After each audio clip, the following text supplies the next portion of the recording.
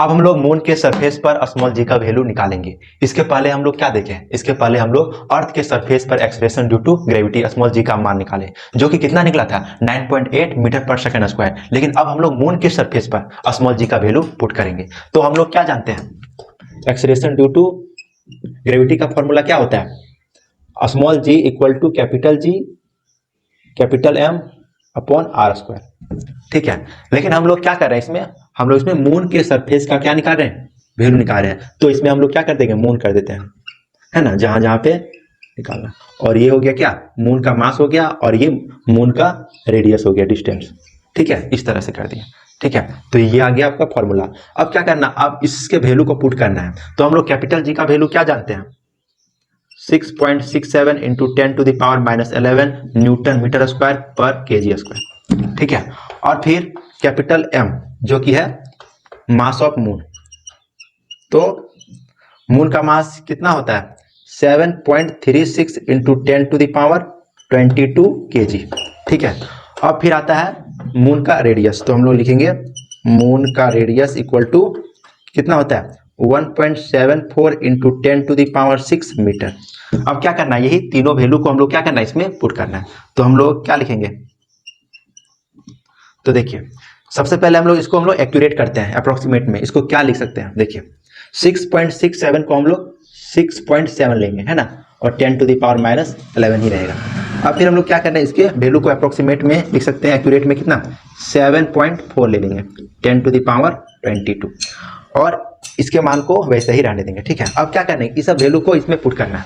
तो capital G का मान कितना हो गया 6.7 इंटू 10 टू द पावर -11, फिर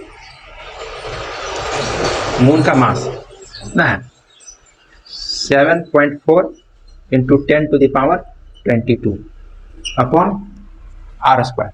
इसको हम लिखेंगे 1.74 इंटू 10 टू द पावर 6। तो इसको क्या ये स्क्वायर में है, तो हम लोग इसको दो बार लिख दिए 1.74 इंटू 10 टू द पावर 6।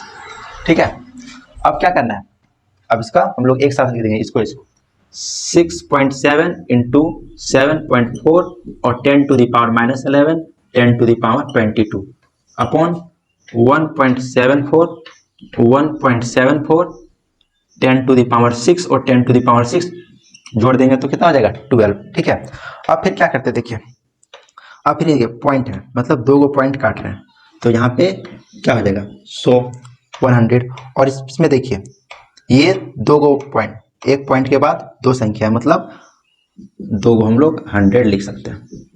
ठीक है, अब फिर क्या करें, एक 100 को काट देते हैं, एक 100 कट गया, तो इसमें क्या बचा, हम लोग 67 74 इंटू 10 टू द पावर, देखिए 11 टू जा कितना होता है 22, मतलब इसमें कितना बच गया 10 टू द पावर 11, और यहाँ पे एक, तो +1 यहाँ पे कर सकते हैं, +2 यहाँ पे 2 हो जाएगा अपॉन 1, ये तो कट गया था 1 और 174 इंटू 10 टू द पावर 12। अब फिर हम लोग को इसको क्या करना है,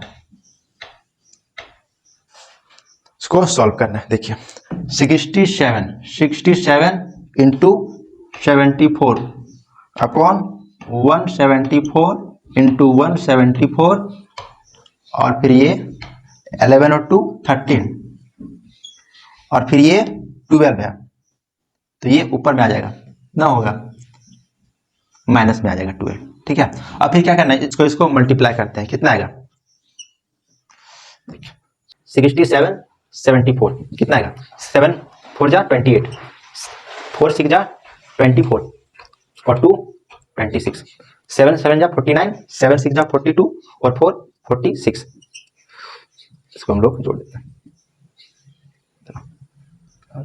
9, और फिर ये हो जाएगा 4, क्या निकला 4958 इंटू 10 टू द पावर, यहाँ कितना बच रहा है 1, सिर्फ 10 ही बच रहा है।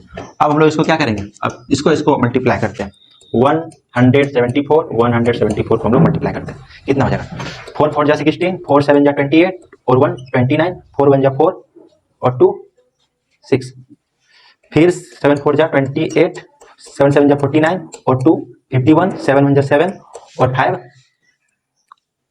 12। फिर हम लोग इसको मल्टीप्लाई करते हैं 4 7 और 1 6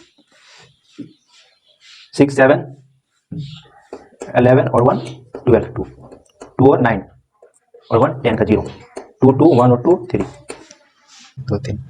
तो कितना आ गया 30,276 ये आ गया। तो हम लोग इसको लिखेंगे क्या 49 58 और इसमें ऐड हो जाएगा 0। तो हम लोग को क्या करना है अब हम लोग को इसको डिवाइड करना है कि कितना आएगा। तो हम लोग डिवाइड करेंगे इसको, ठीक है। यहाँ करते हैं डिवाइड, तो हम लोग यहाँ पे डिवाइड करते हैं कितना आता है देखिए 49,580 को करना है डिवाइड किसे 30,276 को डिवाइड करते हैं, ठीक है। तो ये कितना है 49 और ये 30, तो हम लोग ये 1 बार 276 10 में 6 4 7 में 7 0 5 में 2 3 9 का 9 1 90,304। अब फिर हम लोग इसको क्या करेंगे कम से, तो हम यहाँ पॉइंट ले लेंगे और यहाँ 0 अब फिर क्या करते हैं ये कितना आ गया 1,93,040 और ये कितना है 30,000। तो हम लोग यदि 30 को हम लोग 6 बार पढ़ेंगे तो कितना हो जाएगा 3 6 जा 18 है ना, मतलब ये 6 बार में कट जाएगा। तो हम लोग इसमें कितना 6 6 जा 36 6 7 जा 42 42 और 3 45 6 2 जा 12 और 4 16 का 6 और फिर 6 1 जा 6 0 6 मतलब 16 ही आएगा और 6 3 जा 18। तो ये 10 में 6 4 13 में 5 8 और ये 9 में 6 3 12 में 2 में 1 1 और ये 1। तो कितना बच रहा है 11,384 आ रहा है, ठीक है 1.6। तो अब फिर यहाँ पे हम लोग देते हैं 0, तो कितना में आएगा ये हम लोग 30,000 है ना। तो 30,000 3 बार में 3 बार में देते हैं।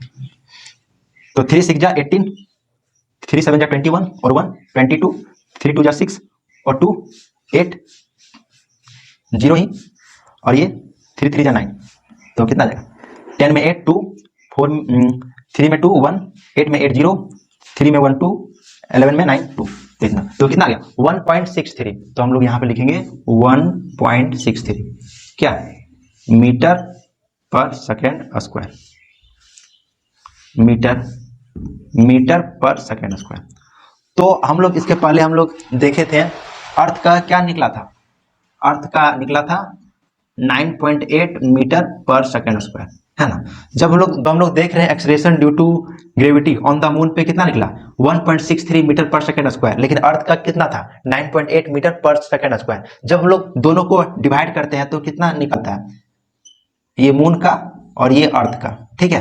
तो जब हम लोग इसको डिवाइड करते हैं तो कितना निकलेगा लगभग 1/6 भाग, मतलब अर्थ का कितना लेगा 6 टाइम है ना। मतलब क्या मतलब जो हम लोग का वेट अर्थ पे होगा वो उतना कम कितना होगा 6 टाइम 1/6 भाग कम रहेगा कितना वे मून पे। जैसे मान लीजिए यहाँ पे आपका 120 kg है, ठीक है, तो मून पे कितना रहेगा 1/6 भाग कम यानी कि 1/6 भाग, तो कितना हो जाएगा मात्र 20 kg रहेगा कहाँ पे मून पे। और यदि मान लीजिए आपका यहाँ पे 60 kg है तो आपको वहां पे कितना रहेगा मून पे मात्र 10 kg। तो ठीक है, तो ये था लगभग 1/6 भाग है ना, तो हम लोग 1/6 लिख सकते हैं।